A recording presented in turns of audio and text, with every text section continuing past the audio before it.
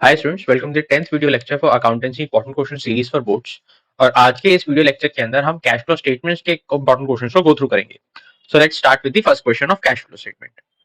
From the following balance sheet of Gopal limited and the additional information as at 31st March, prepare cash flow statement when financing activity cash flow is 2,32,000। The balance sheet is given to us. Balance sheet के अंदर आप देख सकते हैं share capital है, reserve and surplus है, long term borrowings है, then you have short term borrowings and short term provisions. Asset के अंदर में टेंजिबल इंटेंजिबल एसेट्स गिवन है, नॉन करंट इन्वेस्टमेंट्स गिवन है, then we have current assets in the form of current investment, inventories and cash equivalent. उसके बाद हमें हर एक point के relevant notes to accounts given है जो कि हमें कैश फ्लो स्टेटमेंट बनाने के लिए काम आएंगे। फॉलोड बाय एडिशनल इंफॉर्मेशन के अंदर हमें क्या गिवन है, ₹1,50,000 was paid during the year। अब इस क्वेश्चन के अंदर आपको एक चीज क्या पता होनी चाहिए कि अगर हमें प्रोविजन फॉर टैक्सेशन का पॉइंट नंबर नोट नंबर 4 के अंदर अगर आप चेक करेंगे तो ओपनिंग और क्लोजिंग बैलेंस गिवन है।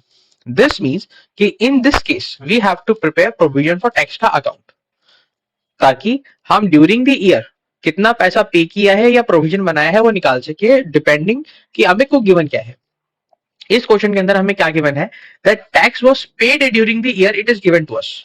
दिस मींस कि प्रोविजन कितना बना है हमें उसको निकालने के लिए प्रोविजन फॉर टैक्स अकाउंट बनाना पड़ेगा। देन उसके अलावा हमें during in the year profit कितना हुआ है वो भी निकालना पड़ेगा। So let's start how will proceed with the answer.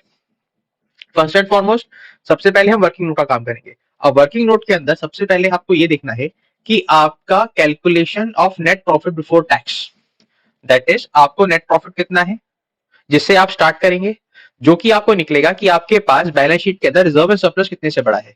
हमारा reserve and surplus -1 lakh rupees से 4 लाख की तरफ आया है। दिस मींस कि हमने during the year 5 lakh rupees अपने इस प्रोविजन के अंदर डाले होंगे, सरप्लस के अंदर डाले होंगे, plus provision for tax.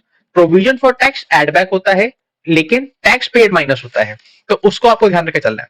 Provision for tax जो हमने बनाया है क्योंकि वो प्रॉफिट में से माइनस होता है तो इसलिए उसको एड बैक करते हैं प्रॉफिट बिफोर टैक्स निकालने के लिए। लेकिन एक्चुअल टैक्स पेड जो होता है that is your operating activity, उसको हम माइनस करते हैं अपनी एक्चुअल कैश फ्लो या cash used in operating activity निकालने के लिए। सो कैश पेड निकालने, प्रोविजन फॉर टैक्स निकालने के लिए हमें प्रोविजन टैक्स अकाउंट बनाना पड़ेगा। रीजन मीन क्योंकि हमें टैक्स पेड गिवन है। अगर हमें provision for tax made during the year given होता तो हम अकाउंट बना के कैश पेड टैक्स पेड निकालते, अगर हमें ओपनिंग और क्लोजिंग बैलेंस गिवन होते तो। सो फर्स्ट एंड फॉरमोस्ट हमें ओपनिंग बैलेंस कितना गिवन है, 1,75,000 एंड हमें क्लोजिंग बैलेंस कितना गिवन है during the year cash provision for taxation का, it is 2 lakh rupees. The tax paid जो आपको गिवन है एडिशनल नोट्स के अंदर वो 1,50,000 है। सो दिस मींस अगर मुझे बैलेंसिंग फिगर निकालनी है तो बैलेंसिंग फिगर के लिए मुझे क्या मिल जाएगा, provision for tax made, which comes out to be 1,75,000. So provision for tax comes out to be 1,75,000. This means that profit before tax was 6,75,000. और हमारा जो क्वेश्चन है कैश फ्लो का वो इस पॉइंट से स्टार्ट होगा, दैट इज जब हम cash flow from operating activity निकालते हैं, as you know we start with net profit before tax which comes out to be 6,75,000। जो सेकंड स्टेप होता है ऑपरेटिंग एक्टिविटी के अंदर, हम नॉन कैश और नॉन ऑपरेटिंग आइटम्स को एडजस्ट करते हैं। जैसे हमारे केस में है इंटरेस्ट ऑन डिबेंचर्स, हमें डिबेंचर्स की इन्फॉर्मेशन गिवन है बैलेंस शीट के अंदर, लॉन्ग टर्म बोरिंग्स की इन्फॉर्मेशन गिवन है। लॉन्ग टर्म बोरिंग्स के अंदर मैं बताया था कि 12% के डिबेंचर्स है जिनकी वैल्यू 9 लाख रुपए है, तो 9 लाख का 12% interest on debentures comes out to be 1,08,000 rupees. Similarly depreciation हमें गिवन है 2 लाख रुपीज का, डायरेक्टली हम किससे निकाल लेंगे, डेप्रिसिएशन निकालने के लिए let's come back to accumulated depreciation. 2 lakh से इंक्रीज होकर 4 लाख हो गया, इसका मतलब ड्यूरिंग द ईयर 2 लाख से एडिशन हमने किया है, तो 2 लाख का मेरा डेप्रिसिएशन है during the year. Similarly goodwill return of, अगर हम गुडविल को चेक करेंगे हमारे इनटेंजिबल एसेट के अंदर, इनटेंजिबल एसेट के अंदर हमारी गुडविल 58,000 से 46,000 हो रही है।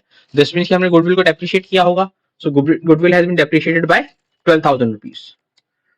दिस इंप्लाइज कि हमारे पास ऑपरेटिंग प्रॉफिट कितना आ गया, ये सारे आइटम ऐड हो रहे हैं। रीजन भी क्योंकि ये कहीं ना कहीं हमने माइनस किए होंगे अपने प्रॉफिट में से, तो अगर मुझे ऑपरेटिंग प्रॉफिट निकालना है तो जो चीज मैंने गलत माइनस कर रखी है, नॉन कैश और नॉन ऑपरेटिंग आइटम जो मैंने माइनस कर रखे हैं मैं उनको एड बैक करूंगा। So operating before profit before working capital change comes out to be 9,95,000। Then उसके बाद हम करते हैं वर्किंग कैपिटल के अंदर कितना चेंज आया है। वर्किंग कैपिटल के अंदर इंक्रीज इन इन्वेंट्री। इन्वेंट्रीज हमारे लिए क्या है? इन्वेंट्रीज हमारे लिए करंट एसेट्स है। करंट एसेट का बढ़ना या करंट लायबिलिटी का कम होना ये माइनस किया जाता है। और इसको अगर हम उल्टा कर दें, डिक्रीज इन करंट एसेट या इंक्रीज इन करंट लायबिलिटी को हम ऐड करते हैं। हमारे केस में क्योंकि करंट एसेट इंक्रीज हो रही है, अगर आप इन्वेंट्री चेक करेंगे तो इन्वेंट्रीज हमारी बढ़ रही है। कितने रुपए से? 1,24,000 रुपीज से। तो उनको हम क्या करेंगे? That will be reduced. This will give us cash from operation. उससे कैश फ्रॉम ऑपरेशन हमारे पास कितना है माइनस करके? Comes out to be 8,71,000 rupees.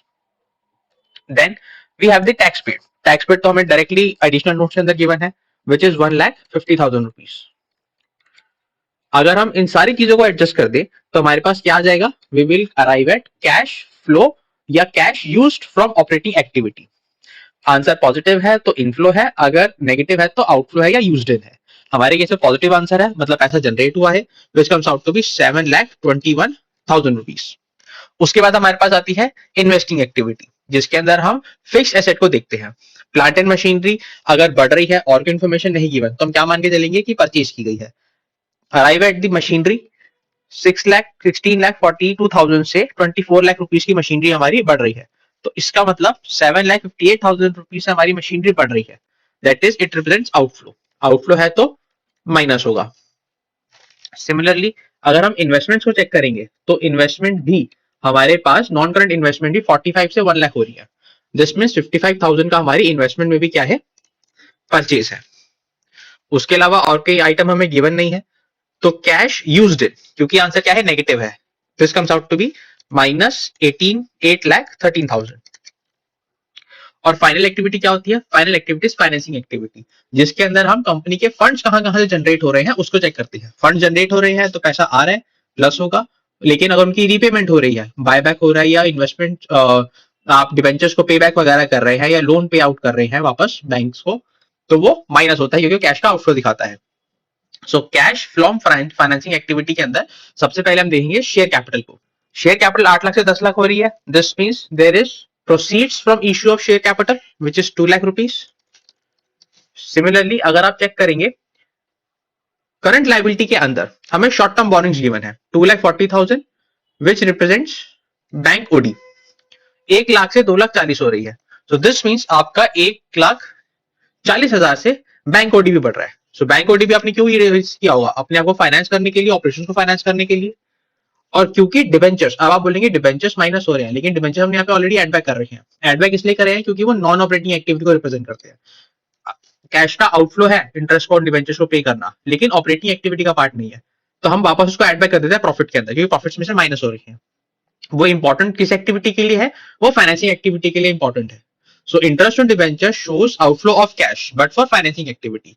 तो इसलिए हम उसको ऑपरेटिंग एक्टिविटी में एड बैक करके फाइनेंसिंग एक्टिविटी में माइनस करते हैं, which comes out to be 1,08,000 जितना हमने ऊपर एड बैक किया था। इन सबको अगर हम जस्ट कर दे तो हमारे पास आता है कैश इनफ्लो या cash use from financing activity. Again हमारा आंसर पॉजिटिव है, तो which comes out to be 2,32,000 rupees net cash inflow from financing activity. अगर हम तीनों एक्टिविटी को नेट कर दे तो हमारे पास नेट इंक्रीज आता है 1,40,000 रुपीज का।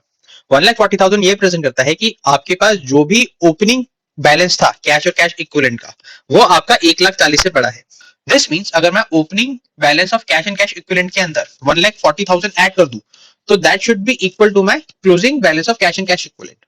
तो सबसे पहले तो opening balance of cash and cash equivalent निकाल लेते हैं। इसके अंदर क्या क्या आइटम आता है? करंट इन्वेस्टमेंट और कैश एंड कैश इक्विवेलेंट, दोनों ही हमें देखा है 1,20,000 1,20,000 1,20,000 एंड 1,20,000।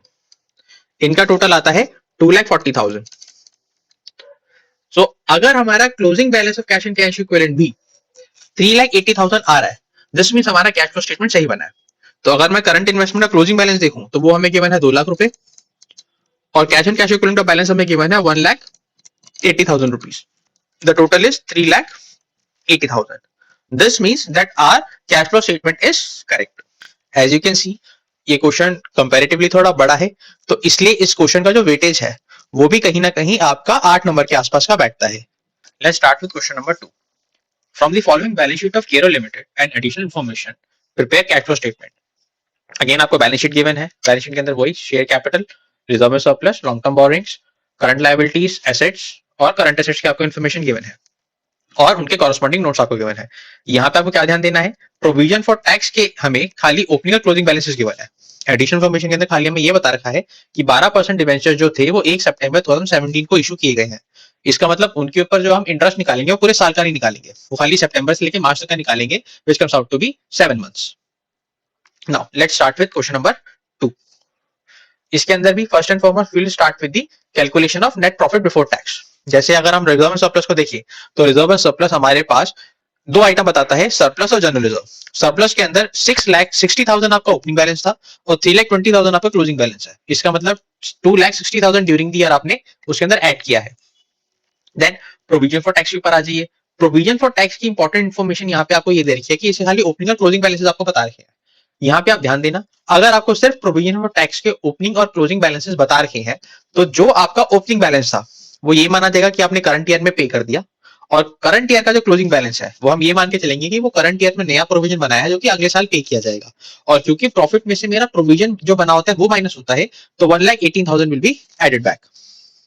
और फाइनली हमारे पास जनरल रिजर्व का बैलेंस है जो कि 60,000 था, अब वो 1,40,000 हो गया, तो इसका मतलब 80,000 से वो बड़ा है। So our profit before tax comes out to be 4,58,000, जो कि हमारा स्टार्टिंग पॉइंट बनेगा इस क्वेश्चन के लिए। नेक्स्ट हम जितने भी नॉन कैश और नॉन ऑपरेटिंग आइटम्स हैं उनको ऐड बैक करेंगे। जैसे डेप्रिसिएशन है, उसके लिए भी हमें खाली ओपनिंग और क्लोजिंग बैलेंसेस गिवन है जो कि 5,000 से इंक्रीज कर रहा है, तो मतलब ड्यूरिंग द ईयर 5,000 का हमने उसके ऊपर एडिशनल डेप्रिसिएशन चार्ज किया होगा। उसके बाद हमारे पास 12% डिवेंचर्स थे जिसके ऊपर हमने खाली सितंबर से इंटरेस्ट कैलकुलेट करना है, which comes out to be 50,000 rupees. So अगर हम इन तीनों को एडजस्ट कर दें तो हमारे पास क्या आ जाएगा, operating profit before working capital change which is 5,13,000। Then we have increase in current asset, trade receivables हमारे बढ़ रहे हैं, दैट इज हमारा पैसा स्टक हो रहा है, दैट इज कैश का आउटफ्लो रिप्रेजेंट होता है जो कि हमें बता रखा है 2,90,000। नो सिंस ये माइनस करना है तो इसको ब्रैकेट में लिख सकते हो, और कहीं हमारे पास इंफॉर्मेशन नहीं गिवन तो हम क्या निकाल लेंगे, कैश जनरेटेड फ्रॉम ऑपरेशंस। तो ऑपरेशन से हमें कितना कैश जनरेट हो रहा है, विच इज 2,23,000। टैक्स पेड, जैसे मैंने बताया था कि अगर आपको सिर्फ ओपनिंग और क्लोजिंग बैलेंसेस गिवन है तो ओपनिंग बैलेंस पेड बना जाएगा which was 46,000 rupees. So 2,23,000 minus 46,000 rupees, तो हमारे पास कैश फ्लो या cash used in operating activity क्या आता है, 1,77,000। क्योंकि आंसर पॉजिटिव है तो ये आपका कैश जनरेट हुआ है, कैश इनफ्लो है। सेकंड एक्टिविटी क्या है, इन्वेस्टिंग एक्टिविटी। अगेन हम एसेट्स को देखते हैं, बढ़ रहे हैं या कम हो रहे हैं, बढ़ रहे हैं तो परचेज हो रहे होंगे, कैश का आउटफ्लो है, कम हो रहे हैं तो आपने बेचा होगा, जो भी सेल्स प्रोसीड है वो आएंगी, या अगर उनसे कोई इनकम जनरेट हो रही है तो। Purchase of plant and machinery है जो कि आपको गेन में है 3,50,000 rupees, direct opening minus closing करके निकाला है। सिमिलरली आपके पास एक इंटेंजिबल एसेट है गुडविल, उसके अंदर भी इंक्रीज आ रहा है विच इज 98,000 रुपीज। यही दो आइटम है इन्वेस्टिंग एक्टिविटी के अंदर। तो इन्वेस्टिंग एक्टिविटी के अंदर आपका कैश यूज्ड इन कितना आता है, 4,48,000। और finally cash used in financing activity. Again company funds कहां कहां से जनरेट कर सकती है, या तो अपने खुद के शेयर इशू करेगी, प्रेफरेंस शेयर इशू करेगी, डिबेंचर्स इशू करेगी। कैश इसमें यूज कहां पे होता है, अगर बायबैक करती है या रिडीम करती है। अगर उसको कोई इंटरेस्ट वगैरह भी पे करना पड़ता है तो वो भी आपकी फाइनेंसिंग एक्टिविटी का आउटफ्लो का पार्ट है। यहाँ पे एक तो हमारे पास इक्विटी शेयर नए इशू हो रहे हैं 2,10,000 रुपीज के, ओपनिंग माइनस क्लोजिंग करके हमने निकाल लिया बैलेंस को। डिबेंचर्स इशू किए गए हैं। अब यहाँ पे कंफ्यूज होने की जरूरत नहीं है कि यहाँ पे सितंबर की डेट कोई फर्क पड़ेगा, नहीं। डिबेंचर्स का तो उतने पैसे जनरेट होगा ना जितने के डिबेंचर्स थे, इंटरेस्ट जो कैलकुलेट करेंगे उसके ऊपर फर्क पड़ेगा। फिर आता है बैंक ओवरड्राफ्ट। बैंक ओवरड्राफ्ट भी आपको इंक्रीज हो रहा है कितने से, 73,000 रुपीज से। और फाइनली जो हमने इंटरेस्ट ऊपर माइनस किया था, जो कि यहाँ पे हम क्या कर देंगे, जो ऊपर हमने एड बैक किया था यहाँ पे हम उसको माइनस कर देंगे क्योंकि वो एक्चुअली में तो आउटफ्लो फाइनेंसिंग एक्टिविटी का है। सो नेट फाइनेंसिंग एक्टिविटी हमारे पास कितनी आती है, this comes out to be, inflow ही है 4,33,000 रुपीज का। तीनों एक्टिविटीज को अगर हम समराइज करेंगे तो हमारे पास आएगा नेट इंक्रीज या डिक्रीज, क्योंकि हमारा जो नेट है तीनों एक्टिविटीज का वो पॉजिटिव है, तो दिस रिप्रेजेंट्स इंक्रीज जो कि कितना है 1,62,000 रुपीज। अगेन चेक करने का तरीका क्या है, आपके पास कैश एंड कैश इक्विवेलेंट के ओपनिंग बैलेंसेस है, हमारे पास करंट इन्वेस्टमेंट है 70,000 रुपीज की, और हमारे पास कैश एंड कैश इक्विवेलेंट का बैलेंस गिवन है 63,000 रुपीज का। इन दोनों का टोटल आता है 1,33,000 रुपीज। तो अगर 162 प्लस 133 जो कि आता है 295, हमारा क्लोजिंग कैश और कैश इक्विवेलेंट भी अगर 295 के बराबर ही है तो इसका मतलब हमने कैश फ्लो स्टेटमेंट ठीक बनाई है। तो करंट इन्वेस्टमेंट हमारे पास क्लोजिंग बैलेंस कितना है 1,40,000 रुपीज और हमारे पास कैश एंड कैश इक्विवेलेंट का क्लोजिंग बैलेंस कितना है 1,55,000 rupees. This means we have prepared a cash flow statement properly and accurately. अब इस क्वेश्चन के अंदर, इससे पहले वाले क्वेश्चन के अंदर जो एक डाउट ज्यादातर बच्चों के दिमाग में रह जाता है कि ये जो बैंक ओवरड्राफ्ट है, बैंक ओवरड्राफ्ट आप देखोगे तो आपको शॉर्ट टर्म बोरिंग के पार्ट के अंदर गिवन है जो कि करंट लायबिलिटी के अंदर आता है। अब सवाल यही है कि अगर ये करंट लायबिलिटी का पार्ट है तो can we show it in the operating activity. अब ये एग्जामिनेशन पॉइंट ऑफ व्यू के से एक नोट है, अगर आप इसको करंट लायबिलिटी इंक्रीज या डिक्रीज दिखाते हैं, दैट इज अगर आप इसको वर्किंग कैपिटल के पार्ट में ऑपरेटिंग एक्टिविटी में दिखाते हैं तो आप गलत नहीं कर रहे। एग्जामिनेशन के अंदर ये बहुत बारी वाला पॉइंट रेज किया जाता है कि अगर स्टूडेंट दोनों में से कोई भी मेथड फॉलो करता है, that is short term borrowing को अपना ये फाइनेंसिंग का पार्ट दिखाए या शॉर्ट टर्म बोरिंग को ऑपरेटिंग एक्टिविटी के अंदर करंट लायबिलिटी का इंक्रीज या डिक्रीज करके दिखाए, तो दोनों में ही उसको इक्विवेलेंट मार्क्स मिलेंगे। तो यहाँ पे you can be rest assured, आप इसको फाइनेंशियल एक्टिविटी दिखा सकते हैं, इसको ऑपरेटिंग एक्टिविटी के अंदर इंक्रीज या डिक्रीज करके भी दिखा सकते हैं। With that aside, let's move on to question number 3. From the balance sheet of JY Limited, prepare cash flow statement. Again आपको बैलेंस शीट गिवन है, you can go through the balance sheet. As such कोई item तो नहीं है जिसके अंदर जो पहली बार आ रहा हो। रिजर्व एंड सरप्लस के अंदर सरप्लस है, 10% डिबेंचर्स है, बैंक ओडी है, प्रोविजन फॉर टैक्स का ओपनिंग और क्लोजिंग बैलेंस है, टेंजिबल एसेट है, एक हमारे पास कंटीजेंट लायबिलिटी है प्रपोज्ड डिविडेंड की, ये नया पॉइंट है। और एडिशनल इन्फॉर्मेशन में क्या गिवन है 1 लाख 10% डिवेंचर्स हैं जो कि 31 मार्च 2017 को इशू किए गए हैं। अगर आप चेक करोगे कि बैलेंस शीट भी किस दिन की दे रखी है, बैलेंस शीट भी 31 मार्च 2017 गिवन है, तो ये इंपॉर्टेंट पॉइंट हो जाता है कि यहाँ पे इंटरेस्ट ऑन डिवेंचर्स को कैसे ट्रीट किया जाएगा। सो let's start with answer number 3। इसके अंदर भी हम स्टार्ट करेंगे सबसे पहले वर्किंग नोट बना के, calculation of profit before tax. Surplus को हमने चेक किया तो हमें दिखा कि भाई 1,50,000 रुपीज से जो हमारी सरप्लस है वो बढ़ रहे हैं। अगर प्रोविजन फॉर टैक्स की बात की जाए, अगेन प्रोविजन फॉर टैक्स के अंदर आपको क्या पॉइंट गिवन है, only the opening and closing balances of the provisions are given. This means कि 1,25,000 को करंट ईयर का मेड माना जाएगा और 75,000 को प्रीवियस ईयर का पेड माना जाएगा, तो 1,25,000 विल बी एडेड बैक। जो इंपॉर्टेंट पॉइंट है इसका वो डिविडेंड पेड का है। अब डिविडेंड पेड के अंदर आपको 75,000 गिवन है करंट ईयर का और 50,000 गिवन है प्रीवियस ईयर का, प्रपोज्ड डिविडेंड है, कंटिंजेंट लायबिलिटी का पार्ट है। कंटिंजेंट लायबिलिटी का पार्ट है, क्या बताता है that this is not a part of balance sheet लेकिन बिलो द लाइन आइटम है। लेकिन इसके अंदर इंपॉर्टेंट चीज समझने वाली क्या है, 50,000 जो प्रीवियस ईयर का प्रपोज्ड डिविडेंड है और 75,000 जो करंट ईयर का प्रपोज्ड डिविडेंड है। प्रीवियस ईयर का dividend proposed dividend current year में पे किया जाता है, सो करंट ईयर में वो मेरा एक्चुअल एक्सपेंस बनता है। सिमिलरली करंट ईयर का जो 75,000 है वो नेक्स्ट ईयर में सब्सिक्वेंट ईयर में पे किया जाएगा। तो अगर मैं एक्सपेंस की बात करूं as a deduction from profit की बात करूं तो प्रीवियस ईयर का डिविडेंड क्योंकि करंट ईयर में पे किया जाता है तो 50,000 इज माय एक्चुअल एक्सपेंस। तो जब मैं प्रोविजन फॉर डिविडेंड को माइनस करूंगा, ऐड बैक करूंगा, जो खर्चे का पार्ट बनेगा वो मेरा प्रीवियस ईयर का प्रपोज्ड डिविडेंड बनेगा। This means 3,25,000 is the net profit before tax. Again ये हमारा क्या बन जाएगा, हमारी स्टेटमेंट का स्टार्टिंग पॉइंट बन जाएगा। So net profit before tax and extraordinary item working note से जो हमने निकाला है, कितना निकाला है 3,25,000 rupees, followed by non cash and non operating और चार्जेस को या एक्सपेंसेस को हम ऐड बैक करेंगे। सबसे पहला है depreciation on machinery, again straight forward आ जाएगा 62,500 और interest on debentures which comes out to be 15,000। अब यहाँ पे बहुत बच्चों को कंफ्यूजन होगी कि इंटरेस्ट ऑन डिवेंचर्स 15,000 क्यों दिखाया गया है, क्योंकि अगर आप क्वेश्चन पढ़ोगे तो क्वेश्चन के अंदर क्या मेंशन है कि भाई जो डिवेंचर्स हैं वो 31/3/2017 को इशू हुए हैं, that is on the date of balance sheet issue हुए हैं। इसका मतलब इनके ऊपर तो आपको इंटरेस्ट देना बनता नहीं है, ये बात आपकी बिल्कुल ठीक है। लेकिन आउट ऑफ 2,50,000 डिवेंचर्स 1,50,000 तो ऑलरेडी मेरे पास एग्जिस्ट करते हैं ना, उनके ऊपर तो पूरे साल का इंटरेस्ट दिया जाएगा। तो ये जो 15,000 है ये मेरे ओपनिंग डिवेंचर्स के ऊपर इंटरेस्ट है। तो कंफ्यूज नहीं होना, जो आपने एडिशनल डिवेंचर्स इशू करे हैं उनके ऊपर बेशक कोई इंटरेस्ट नहीं दिया जाएगा, लेकिन जो डिवेंचर्स ऑलरेडी आपके पास पड़े हुए हैं एज ओपनिंग बैलेंस उनके ऊपर तो आपको इंटरेस्ट पे करना पड़ेगा। तो अगर हम इन तीनों को एडजस्ट कर देते हैं तो हमारे पास आता है operating profit before working capital changes, जो कि अगर आप कैलकुलेट करेंगे तो this comes out to be 4,02,500। उसके बाद करंट एसेट और करंट लायबिलिटीज का इंक्रीज और डिक्रीज एड या माइनस होगा। यहाँ पे हमारे पास ट्रेड रिसीवेबल ही है जो कि इंक्रीज हो रहे हैं।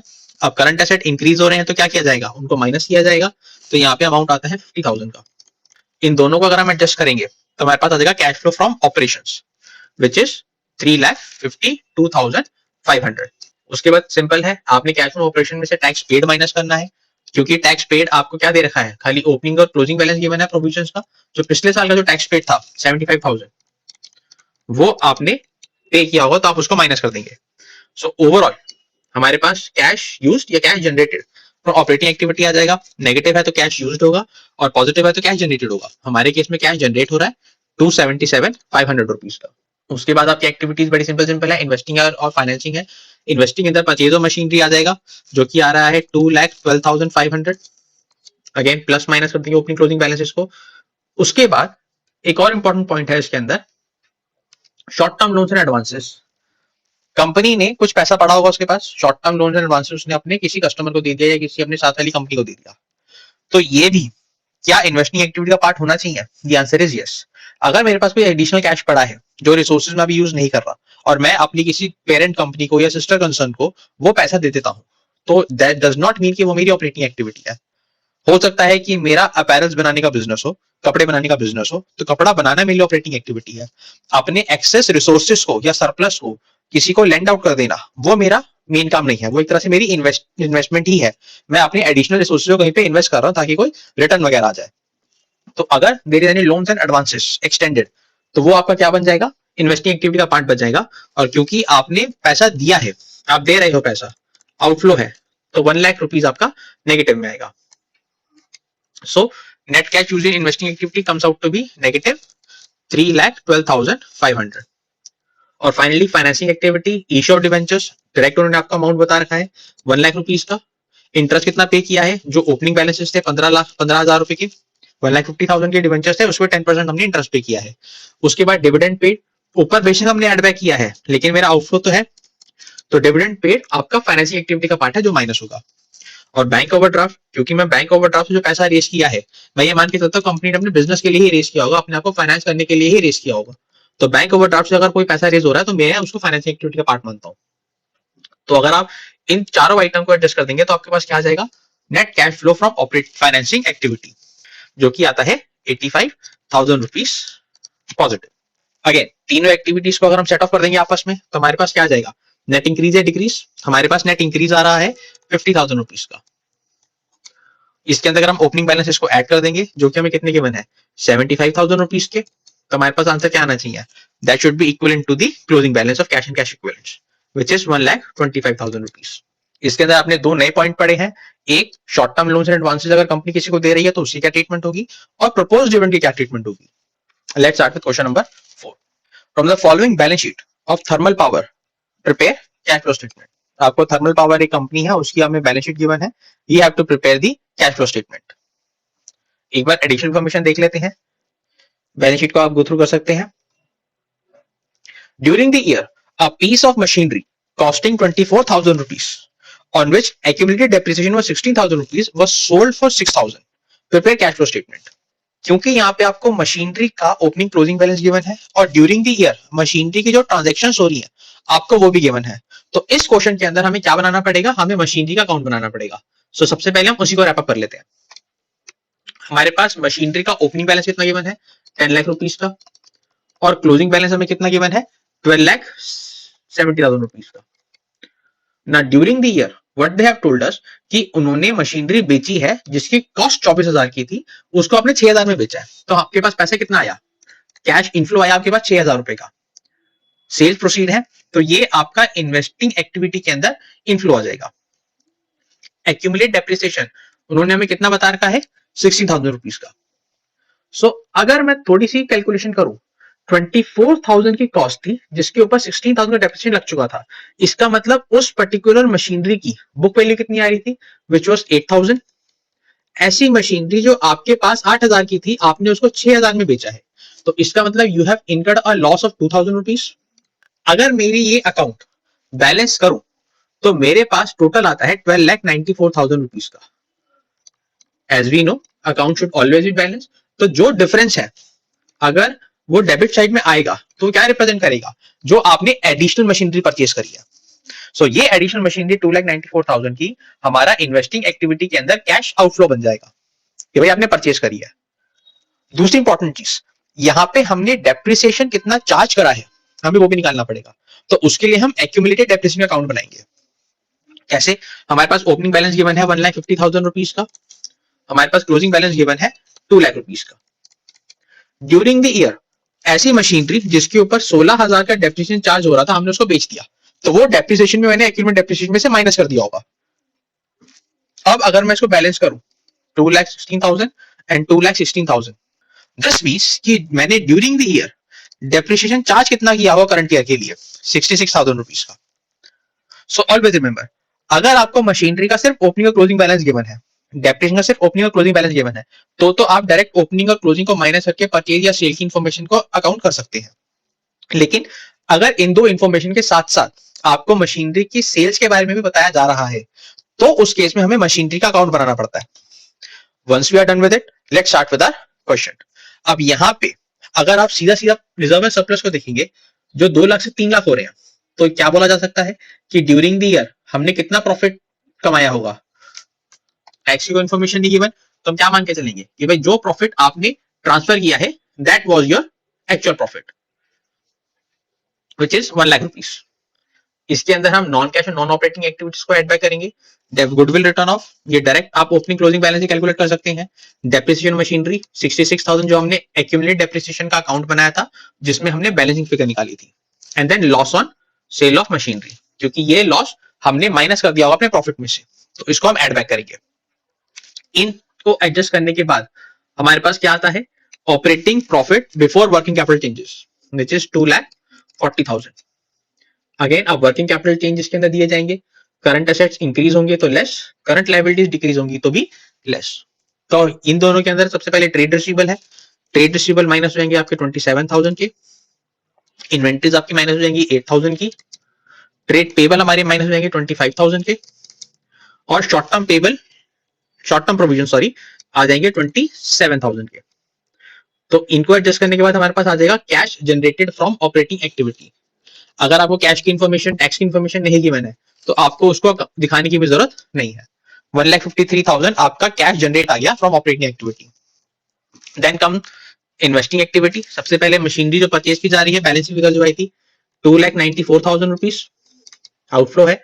सेल ऑफ मशीनरी, हमने 6,000 रुपए की जो मशीनरी सेल करी है वो हमारे पास कैश इनफ्लो बन जाएगा। This means cash flow from investing activity comes out to be negative 288। Net cash use आ रहा है इन्वेस्टिंग एक्टिविटी का।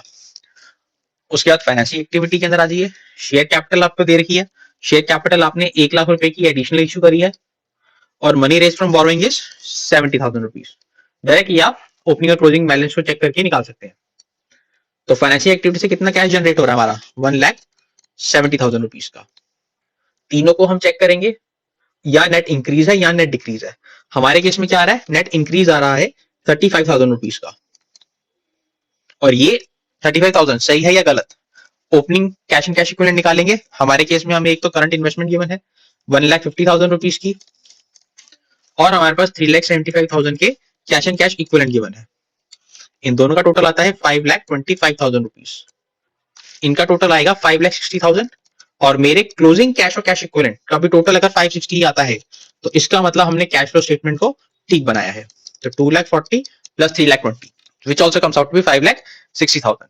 This means that we have prepared a cash flow statement accurately. Let's move on to the last question. Cash flow from operating activity of Starline Limited is given 18,000 rupees. The balance sheet along with notes to accounts is given as below. अब इस question की खास बात क्या है कि operating activity का जो आपको कैश फ्लो गिवन है, प्रॉब्लम यहाँ पे ये थी कि इस क्वेश्चन के अंदर 18,000 का कैश यूज है या इनफ्लो है, क्योंकि यहाँ पे खाली कैश फ्लो की बात की गई है। अब ये फ्लो इनफ्लो है या आउटफ्लो है वो नहीं बताया गया। तो ये क्वेश्चन टेक्निकली टाइपो था।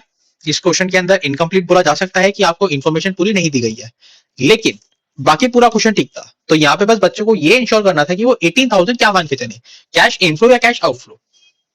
उसको चेक करने के लिए जब एक बार हम पूरा क्वेश्चन सॉल्व कर लेंगे, हम तब उसको चेक करेंगे कि ये कैसे पता लगेगा। बैलेंस शीट आप देख लीजिए, बैलेंस शीट के अंदर भी ऐसा कोई आइटम नहीं गिवन जो हमने पहली बार देखा हो।